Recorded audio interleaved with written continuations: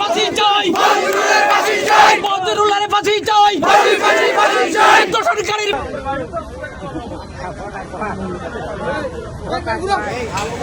11 বছরের শিশু ধর্ষণের ঘটনায় গ্রেপ্তারকৃত বদরুলের সর্বোচ্চ শাস্তির দাবিতে সুনামগঞ্জে মানববন্ধন অনুষ্ঠিত হয়েছে।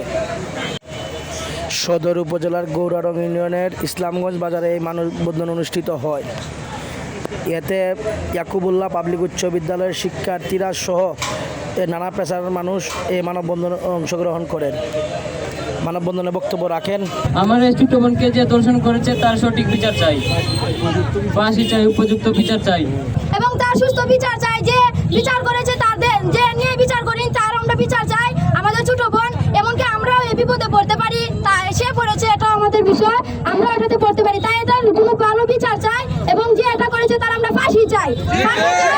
বন্ধন থেকে প্রশাসনকে জানিয়ে দিতে চাই, আপনারা যেভাবে আমাদের আন্দোলনের ফলে আসামিকে গ্রেপ্তার করেছেন, ঠিক সেইভাবেই আসামিকে আইনের হাতে সোপর্দ করবেন এবং কোনোভাবেই যাতে এই আসামি আইনের ফাঁক ফুঁকতে বেরিয়ে যেতে না পারে চেষ্টা করেছেন। আমরা চাই সে আসামির পাশাপাশি তাদেরকেও যেন আইনের আশ্রয় নেওয়া হয়।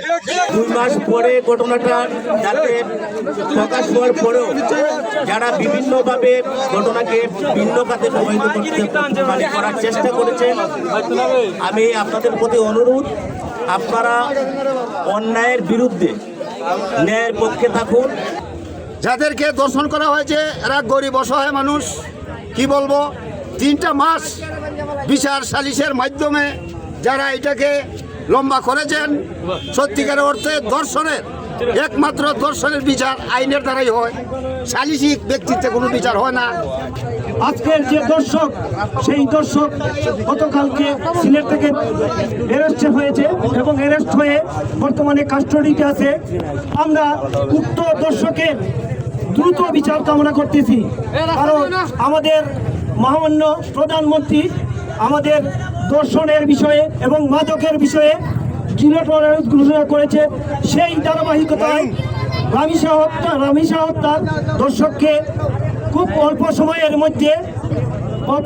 মধ্যে ফাঁসিতে ঝুলে বিচার কার্য সম্পন্ন করেছেন। ঠিক তেমনি আজকে যে এই আমাদের অসহায় 11 বছরের যে ছাত্রী দর্শিত হয়েছে, সেই বিচার কার্যক্রম আমরা দ্রুত সময়ের মধ্যে সংগঠিত হতে চাই।